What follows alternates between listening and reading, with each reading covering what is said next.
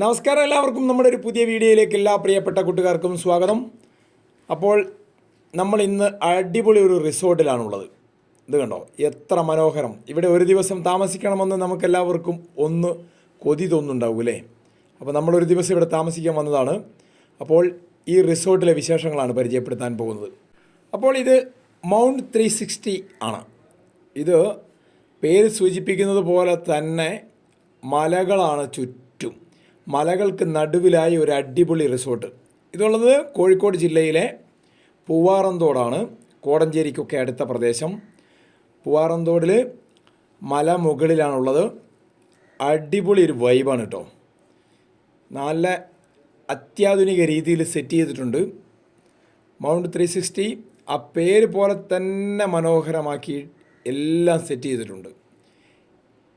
Indoor outdoor എല്ലാവർക്കും ശരിക്ക് appreciate ചെയ്യാവുന്ന തരത്തിലാണുള്ളത്.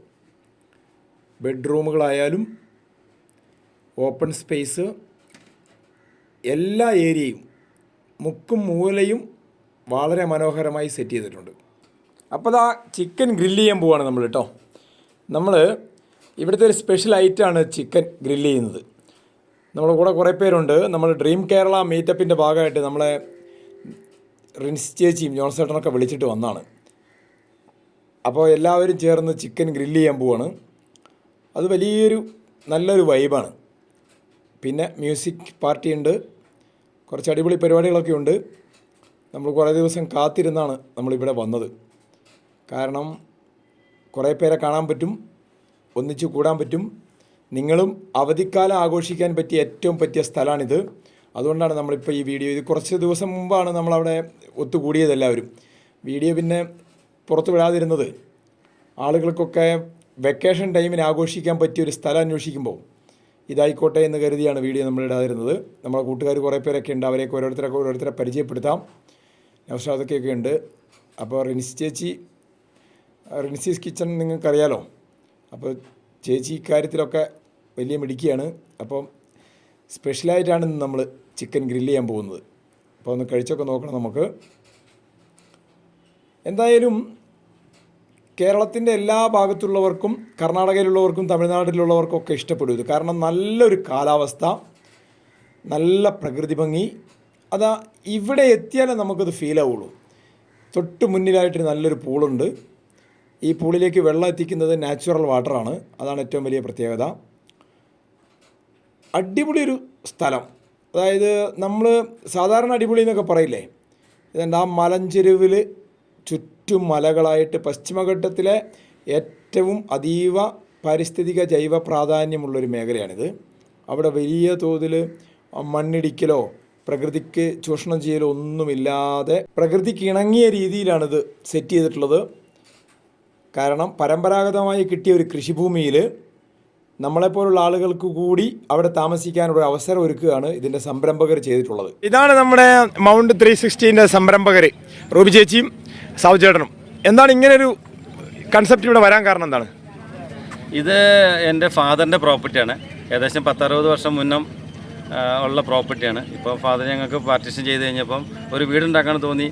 ആ വീട് ഞങ്ങൾ റിസോർട്ടാക്കി. കാരണം ഒരു 4 ജാതി വെട്ടി, പിന്നെ അത് 16 ജാതി വെട്ടിയപ്പോഴാണ് അതിൻ്റെ വൈബ് കാര്യങ്ങളെല്ലാം കണ്ട്. ഒരു 360 ഡിഗ്രിയിൽ ഏകദേശം എന്താ പറയുക, അതിമനോഹരമായിട്ട് പ്രകൃതിക്ക് ഇണങ്ങിച്ചേർന്ന സുന്ദരമായിട്ട് പ്രദേശമായി തോന്നിയുകൊണ്ട് ഒരു റിസോർട്ട് ഉണ്ടാക്കാൻ തീരുമാനിച്ചു. ചെറിയ റിസോർട്ടാണ് ഉദ്ദേശിച്ച്, അത് വളർന്ന് ഒരു ലക്ഷറിയസ് ആയിട്ടുള്ള റിസോർട്ടിലേക്ക് മാറി എന്നുള്ളതാണ് സത്യം. ഇതിപ്പോൾ ഒരു ഇന്റർനാഷണൽ സ്റ്റാൻഡേർഡ് കീപ്പ് ചെയ്തിട്ടുണ്ടല്ലോ നിങ്ങൾ. അപ്പോൾ അതിനുവേണ്ടി ഒരു റിസ്ക് എടുത്തിട്ടുണ്ടാവും. പ്രത്യേകിച്ച് ഒരു മലമ്പ്രദേശം ആയതുകൊണ്ട് നിർമ്മാണത്തിനൊക്കെ കുറച്ച് സ്ട്രഗിൾ ചെയ്തോ?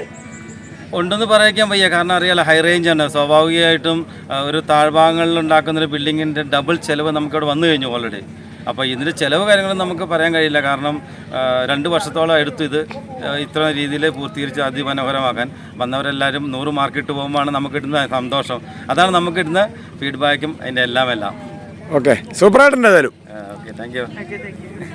ഇവിടെ വരുന്നവർക്ക് ഇപ്പോൾ നമ്മൾ എന്തൊക്കെ ഫെസിലിറ്റി ഉള്ളത്? ഇവിടുത്തെ ഫെസിലിറ്റി എന്ന് പറഞ്ഞാൽ എല്ലാ ഫെസിലിറ്റി ഉണ്ടെന്ന് പറയാം. ചോദിക്കുന്ന മറുപടി പറയുന്ന പോലെ തന്നെ നമുക്ക് വിശാലമായൊരു മുറ്റമുണ്ട്, പ്ലേ ഏരിയ ഉണ്ട്. പിന്നെ നമുക്ക് ഗ്രില്ലിംഗ് സംവിധാനമുണ്ട്. പിന്നെ ഹൈലൈറ്റ് ചെയ്യുന്നതെന്ന് വെച്ച് കഴിഞ്ഞാൽ നമുക്ക് ക്യാമ്പ് ഫയർ വിത്ത് DJ വിത്ത് ലേസർ ഈ വക സംവിധാനങ്ങളെല്ലാം ചെയ്തിട്ടുണ്ട്. പിന്നെ ഇതൊരു യൂണിക്ക് ഏരിയ എന്ന് വേണം പറയാം. കാരണം വെച്ച് കഴിഞ്ഞാൽ യാതൊരു ശല്യമോ കാര്യങ്ങളോ അതല്ലെങ്കിൽ ഒരു എന്താ പറയുക ഒരു പൊല്യൂഷനോ സൗണ്ട്ലെസ് ആയിട്ടുള്ള ഒരു കാമായിട്ടുള്ള ഒരു പ്രകൃതിക്ക് ഇണങ്ങിയ, പിന്നെ വെള്ളം എയർ വൈഫ് പറഞ്ഞ പോലെ വെള്ളമായാലും എയറായാലും എല്ലാം അതിമനോഹരമാണ്. നമ്മൾ ശ്വസിക്കുന്ന ശുദ്ധവായു എത്ര സുന്ദരമാണെന്ന് നമുക്കറിയാമോ. എത്ര പേർക്ക് വരെ താമസിക്കാം ഇവിടെ? നമുക്ക് ഏകദേശം ഇപ്പോൾ 40 പേര് വരെ വന്നു പോയിട്ടുണ്ട്. ഒരു ഗ്രൂപ്പ് എന്ന് പറഞ്ഞാൽ ഫാമിലി ഗ്രൂപ്പ് 40 പേര്, ഇപ്പോൾ 50 പേരെ ബുക്ക് ചെയ്ത് കഴിഞ്ഞിട്ടുണ്ട് ഓൾറെഡി. എങ്കിലും നമ്മൾ പറയുന്നത് മിനിമം ഒരു 15 പേരാണ് പറയുന്നത്. നമുക്ക് എന്താ പറയുക, ആര് വന്നാലും ഇനി 2 പേര് വന്നാലും 50 പേര് വന്നാലും ഒരൊറ്റ ടീമിന് മാത്രമേ നമ്മൾ കൊടുക്കുള്ളൂ.